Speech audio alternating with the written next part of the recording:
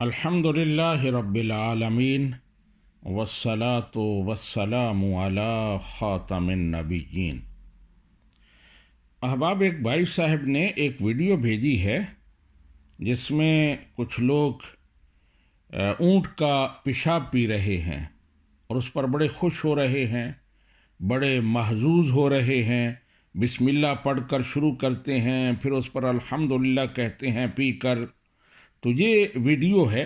तो भाई साहब पूछते हैं कि ये क्या मामला है, क्या ऊँट का पेशाब जो है ये पाक है और इसका पीना जायज़ है? तो इस सिलसिले में गुजारिश ये है कि ऊँट का पेशाब बिल्कुल पाक नहीं है, निजस है, और उसका पीना बिल्कुल जायज़ नहीं है।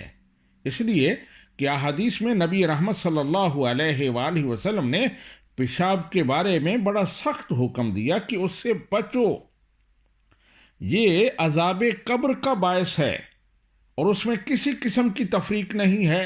वो इंसान का पेशाब हो, किसी जानवर का पेशाब हो, ऊँट का हो, किसी और का, तो हर एक के पेशाब से बचने का नबी रहमत सल्लल्लाहु अलैहि वसल्लम ने हुक्म दिया है। आपने इरशाद फरमाया, इस्तंज़िहु मिनल बौल फ़इन्न आमत अज़ाबल कब्र मिन, पेशाब से बचो, बेशक कब्र का आम अजाब जो है वो पेशाब की वजह से होगा। तो इसलिए ऊँट का पेशाब, इसका पीना बिल्कुल जायज़ नहीं है और वो निजस है। असल में बुखारी शरीफ की एक हदीस है जिससे इन लोगों को गलत फहमी हुई है। जो ये पेशाब पी रहे हैं, जिसको पाक समझते हैं, तो उन्हें एक हदीस पाक से गलत फहमी हुई है, उसको समझने में इन्होंने गलती की है। वो हदीस पाक यूँ है कि हज़रत अनस रज़ियल्लाहु तआला अन्हु रिवायत करते हैं कि कबीला उरैना के कुछ लोग मदीना शरीफ में आए, तो वहाँ मदीना शरीफ का मौसम उन्हें रास नहीं आया, वो बीमार हो गए। तो नबी रहमत सल्लल्लाहु अलैहि वसल्लम ने उनको हुक्म दिया कि जाओ, सदका के ऊँट हैं उनके बाड़े में जाओ, वहाँ जाकर रहो जंगल में, उनके दूध और उनके पेशाब पियो तो तुम्हें उससे शिफा मिलेगी। वो वहाँ चले गए, उन्होंने हुक्म पर अमल किया, फिर उन्हें शिफा मिल गई। तो जब उन्हें शिफा मिल गई तो उन्होंने नबी रहमत सल्लल्लाहु अलैहि वसल्लम के चरवाहे को कत्ल कर दिया और ऊँट लेकर भाग गए। नबी रहमत सल्लल्लाहु अलैहि वसल्लम को इत्तला मिली तो आपने अपने बंदे भेजे, वो उन्हें पकड़ कर लाए। तो फिर उन्हें उनके जुर्म की सख्त सज़ाएँ दी गईं। उन्होंने कत्ल किया था, उन्होंने इर्तिदाद इख्तियार किया था, रसूलुल्लाह सल्लल्लाहु अलैहि वसल्लम से जैसे लड़ाई की थी, तो उस पर उन्हें सख्त सज़ाएँ दी गई। तो ये हदीस पाक है जिससे वो कहते हैं कि नबी रहमत सल्लल्लाहु अलैहि वसल्लम ने ऊँट का दूध और पेशाब पीने की इजाज़त दी है। तो मैं अर्ज़ करता हूँ कि इस हदीस पाक का मतलब ये है कि नबी रहमत सल्लल्लाहु अलैहि वसल्लम को अल्लाह सुब्हानहु व तआला ने वही के ज़रिए ये इत्तला दी थी कि इन लोगों की बीमारी का इलाज ऊँट के पेशाब में और ऊँट के दूध में है। तो जब वही से ये हुक्म हो गया, अल्लाह ताला ने वही से इत्तला दे दी, तो अब उनके लिए ये पेशाब पीना जायज़ हो गया।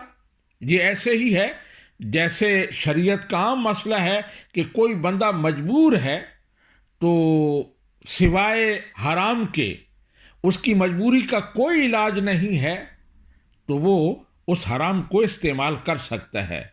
जैसे कोई बंदा प्यास से मर रहा है, तो पानी नहीं है, शराब मौजूद है, तो अब वो शराब पिए तो उसकी प्यास ख़त्म हो सकती है, तो उसके लिए शराब पीना जायज़ होगी।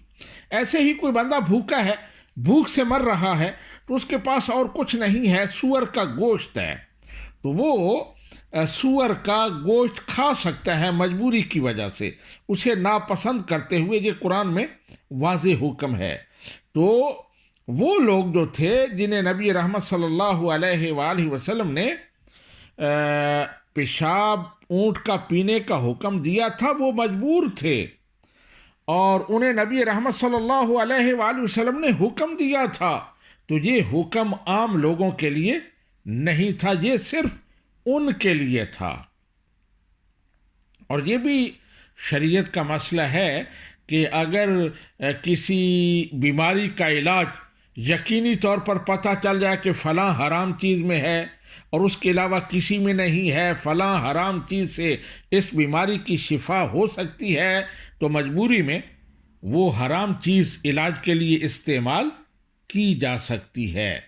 تو یہ اس کا اصل مفہوم ہے جس میں ان لوگوں کو غلط فہمی ہوئی ہے۔ ایک اور توجیہ علماء کرام نے اس کی یہ کی ہے کہ حدیث پاک میں نبی رحمت صلی اللہ علیہ وآلہ وسلم نے یہ حکم نہیں دیا تھا کہ اونٹوں کا پیشاب پئیں، بلکہ آپ نے فرمایا تھا کہ دودھ پئیں اور پیشاب کو خارجی طور پر اپنے جسم پر استعمال کریں۔ لیکن بیان میں یہ تسامح ہوا، اونٹ کے پیشاب پینے کا بھی حکم آ گیا۔ تو یہ وجہ تھی، اصل میں نبی رحمت صلی اللہ علیہ وآلہ وسلم نے یہ نہیں فرمایا تھا کہ تم اونٹوں کا پیشاب پیو۔ ایک اور توجیہ علماء کرام نے یہ کی ہے کہ یہ حدیث پاک جو ہے یہ منسوخ ہے ان احادیث سے جن میں پیشاب سے بچنے کا حکم دیا گیا ہے، یا جن میں یہ بتایا گیا ہے کہ پیشاب کا استعمال یہ عذاب قبر کا باعث ہے۔